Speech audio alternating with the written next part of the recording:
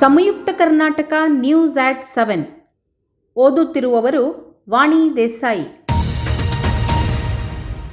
ಉತ್ತರ ಕನ್ನಡ ಜಿಲ್ಲೆಯಲ್ಲಿ ನಿರಂತರವಾಗಿ ಸುರಿಯುತ್ತಿರುವ ಮಳೆಯಿಂದಾಗಿ ಅಂಕೋಲಾ ತಾಲೂಕಿನ ಶಿರೂರು ಬಳಿ ಗುಡ್ಡ ಕುಸಿತ ಇಂದು ನಡೆದಿದೆ.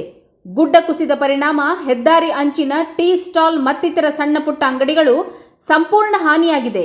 ಘಟನೆಯಲ್ಲಿ ಹಲವರು ಮಣ್ಣಿನಡಿ ಸಿಲುಕಿ ಸಾವನ್ನಪ್ಪಿದ್ದಾರೆ. ಗ್ಯಾಸ್ ಟ್ಯಾಂಕರ್ ವಾಹನ ಗಂಗಾವಳಿ ನದಿ ತೀರಿನಲ್ಲಿ ಕೊಚ್ಚಿ ಹೋಗಿದೆ. ಶಿರೂರು ಗುಡ್ಡ ಕುಸಿತದಲ್ಲಿ 7 ಜನ ಸಾವನ್ನಪ್ಪಿದ್ದಾರೆಂದು ಸಂಸದ ವಿಶ್ವೇಶ್ವರ ಹೆಗಡೆ ಕಾಗೇರಿ ತಿಳಿಸಿದ್ದಾರೆ. ಜಿಲ್ಲಾಧಿಕಾರಿಗಳಿಂದ ಅಧಿಕೃತವಾಗಿ ಮಾಹಿತಿ ಪಡೆದ ಬಳಿಕ ಶಿರೂರು ಬಳಿ ಸಂಭವಿಸಿದ ಗುಡ್ಡ ಕುಸಿತದ ಭೀಕರತೆಯ ಬಗ್ಗೆ ಸಂಸದರು ತಿಳಿಸಿದ್ದಾರೆ. ಇನ್ನು ಈ ಕುರಿತಂತೆ ಸಚಿವ ಕೃಷ್ಣ ಭೈರೇಗೌಡ ಅವರು ಕರ್ನಾಟಕ ವಿಧಾನಸಭೆ ಅಧಿವೇಶನ ಕಲಾಪದಲ್ಲಿ ಮಾಹಿತಿ ನೀಡಿದರು. ಬೆಳಿಗ್ಗೆ ಏನು ಕಟ್ ಮಾಡಿ ನ್ಯಾಷನಲ್ ಹೈವೇ ಮಾಡಿದ್ರು ಅದು ಕುಸಿದಿದೆ.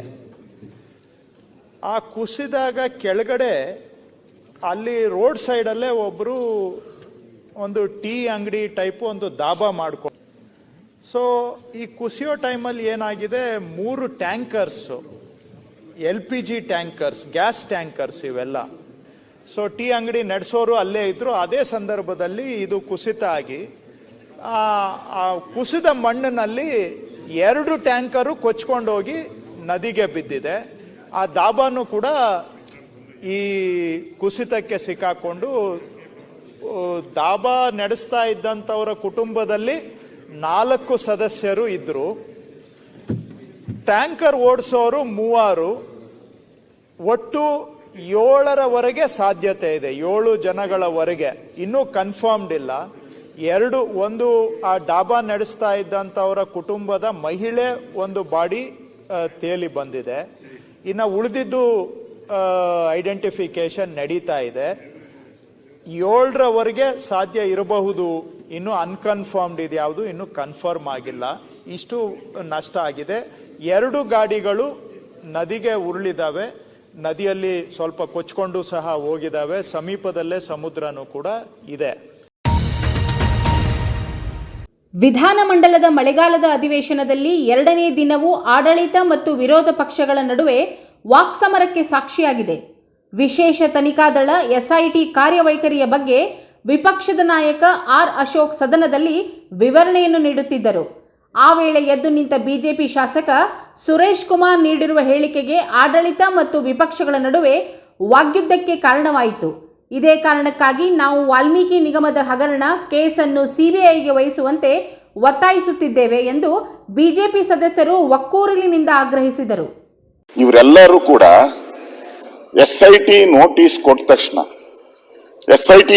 ಕೊಟ್ಟ ತಕ್ಷಣನೇ ಎಲ್ಲ ಭಯಭೀತರಾಗಿ ಕೋರ್ಟ್ ಹತ್ರ ಹೋಗಿ ಕದ ತಟ್ಟಿದ್ರು. ನ್ಯಾಯ ಕೊಡಿ ಅಂತ ಕೋರ್ಟ್ ಹತ್ರ ಕದ ತಟ್ಟಿದ್ರು. ಆದ್ರೆ ಇವರಿಬ್ಬರಿಗೆ ಯಾವ ಕ್ಲಿಯರ್ ಇಲ್ಲಲ್ಲ. 30 ದಿನ ಆದ್ರೂ ಈ SIT ಅವ್ರು ಏನ್ ಮಾಡ್ತಾ ಇದ್ದಾರೆ? ಇಲ್ಲಿ 2 ಇದೆ. ಒಂದು SIT ಇದೆ, ಒಂದು SSIT ಇದೆ. SIT ಅಂತಂದ್ರೆ ಸ್ಪೆಷಲ್ ಇನ್ವೆಸ್ಟಿಗೇಟಿಂಗ್ ಟೀಮ್. SSIT ಅಂತಂದ್ರೆ ಸಿದ್ದರಾಮಯ್ಯ ಶಿವಕುಮಾರ್ ಇನ್ವೆಸ್ಟಿಗೇಷನ್ ಟೀಮ್. ಈಗ ಮುಂದರ್ಸಿ SSIT ಇದು ಭಯ ಯಾರಿಗಿದೆ? ಅವರು ಮಾಡಿದ್ದಲ್ವಾ? SIT ಭಯ ಯಾರಿಗೂ ಇಲ್ಲ. ರಾಜ್ಯ ಸರ್ಕಾರಿ ನೌಕರರ ಮೂಲ ವೇತನ ಮತ್ತು ಪಿಂಚಣಿಯನ್ನು 7ನೇ ರಾಜ್ಯ ವೇತನ ಆಯೋಗದ ಶಿಫಾರಸು ಆಧರಿಸಿ 58.50% ಪರಿಷ್ಕರಿಸಲು ಸಚಿವ ಸಂಪುಟ ಸಭೆ ಅನುಮೋದನೆ ನೀಡಿದೆ ಎಂದು ಮುಖ್ಯಮಂತ್ರಿ ಸಿದ್ದರಾಮಯ್ಯ ವಿಧಾನಸಭೆಯಲ್ಲಿಂದು ಪ್ರಕಟಿಸಿದರು. 7ನೇ ರಾಜ್ಯ ವೇತನ ಆಯೋಗದ ಶಿಫಾರಸಿನಂತೆ ಸರ್ಕಾರಿ ನೌಕರರ ವೇತನ, ಸಂಬಳ, ಭತ್ಯೆ, ಪಿಂಚಣಿಯನ್ನು 2022 ಜುಲೈ 1ರಿಂದ ಅನ್ವಯವಾಗುವಂತೆ ಪರಿಷ್ಕರಿಸಿ ಮುಂದಿನ ಆಗಸ್ಟ್ 1ರಿಂದ ಅನುಷ್ಠಾನಗೊಳಿಸಲು ನಿನ್ನೆ ನಡೆದ ಸಚಿವ ಸಂಪುಟ ಸಭೆಯಲ್ಲಿ ತೀರ್ಮಾನಿಸಲಾಗಿರುತ್ತದೆ ಎಂದರು. ರಾಜ್ಯ ಸರ್ಕಾರಿ ನೌಕರರ ವೇತನ, ಭತ್ಯೆ, ಪಿಂಚಣಿ ಪರಿಷ್ಕರಣೆಯ ಬೇಡಿಕೆಗಳನ್ನು ಪರಿಷ್ಕರಿಸಲು ದಿನಾಂಕ 19/11/2022ರಂದು 7ನೇ ರಾಜ್ಯ ವೇತನ ಆಯೋಗವನ್ನು ರಚಿಸಲಾಗಿತ್ತು. ಅದರಂತೆ ವೇತನ ಆಯೋಗವು 24/3 2024ರಂದು ವರದಿ ಸಲ್ಲಿಸಿರುತ್ತದೆ.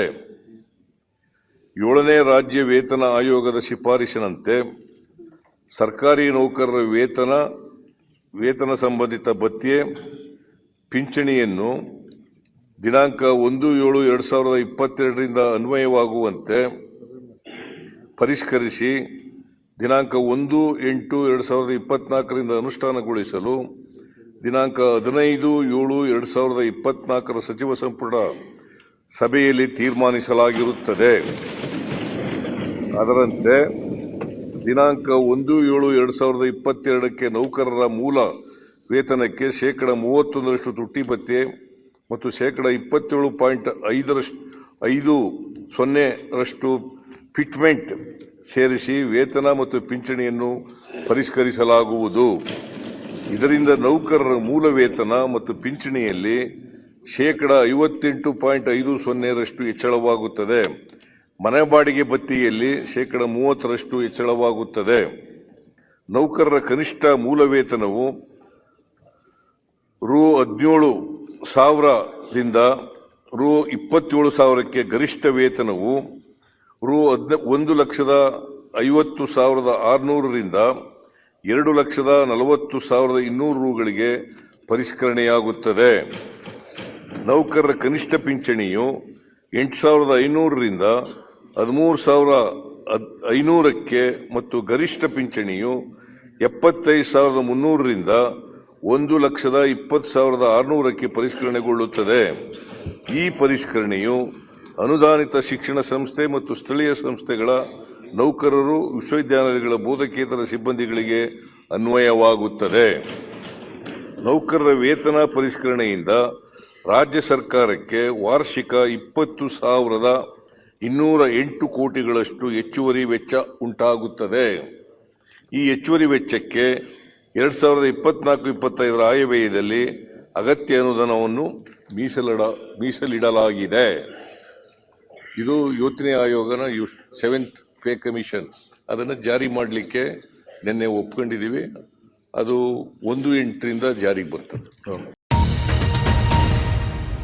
ವಾರಕ್ಕೊಂದು ಹಗರಣ ಕರ್ನಾಟಕದಲ್ಲಿ ನಡೆಯುತ್ತಿದೆ ಎಂದು ಕೇಂದ್ರ ಸಚಿವೆ ಶೋಭಾ ಕರಂದ್ಲಾಜೆ ಕರ್ನಾಟಕ ಕಾಂಗ್ರೆಸ್ ಸರ್ಕಾರದ ವಿರುದ್ಧ ವಾಗ್ದಾಳಿ ನಡೆಸಿದ್ದಾರೆ. ದೆಹಲಿಯಲ್ಲಿ ಸುದ್ದಿಗೋಷ್ಠಿ ನಡೆಸಿ ಮಾತನಾಡಿದ ಅವರು, ಕಳೆದ 1 ವರ್ಷದ ಅವಧಿಯಲ್ಲಿ ಕರ್ನಾಟಕ ಸರ್ಕಾರ ಭ್ರಷ್ಟಾಚಾರದ ಕೇಂದ್ರ ಬಿಂದುವಾಗಿದೆ. ಸಿದ್ದರಾಮಯ್ಯನವರು ನಡೆಸಿರುವ ಭ್ರಷ್ಟಾಚಾರಗಳು ಒಂದೊಂದಾಗಿ ಹೊರಕ್ಕೆ ಬರುತ್ತಿದೆ. ಸಿದ್ದರಾಮಯ್ಯ ಅವರು ರಾಜ್ಯದ ಅಭಿವೃದ್ಧಿ, ಜನರ ರಕ್ಷಣೆ ಬಗ್ಗೆ ಯೋಚಿಸುತ್ತಿಲ್ಲ, ಕೇವಲ ಭ್ರಷ್ಟಾಚಾರದಲ್ಲಿ ತೊಡಗಿದ್ದಾರೆ ಎಂದು ಕಿಡಿಕಾರಿದರು. ಸಿದ್ದರಾಮಯ್ಯ ಕೂಡಲೇ ತಮ್ಮ ಸ್ಥಾನಕ್ಕೆ ರಾಜೀನಾಮೆ ನೀಡಬೇಕು ಎಂದು ಒತ್ತಾಯಿಸಿದ್ದಾರೆ. शांति का राज्य है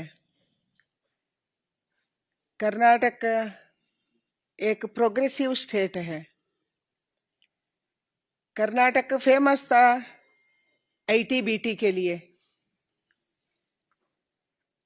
मगर आज कर्नाटक पिछले 1 साल से घोटाले के लिए, महिला का अत्याचार के लिए, हत्या के लिए प्रसिद्ध हो रही है. 1 साल से कांग्रेस का सरकार है. कर्नाटक का मुख्यमंत्री राज्य का रक्षा का विचार में, लोगों का रक्षा के विचार में, नहीं तो विकास का विचार में सोचते नहीं है. खुद घोटाले में फंसे हैं. मुख्यमंत्री जी खुद, उसका बीवी पार्वती सिद्धारामैया मैसूर का मूडा में 14 साइट्स लिए. ಸಿನಿಮಾ ನಿರ್ಮಾಪಕ, ನಿರ್ದೇಶಕರಾಗಿಯೂ ಗುರುತಿಸಿಕೊಂಡಿದ್ದ ಸದಾನಂದ ಸುವರ್ಣ ನಿಧನರಾಗಿದ್ದಾರೆ. ಅವರಿಗೆ 93 ವರ್ಷ ವಯಸ್ಸಾಗಿತ್ತು.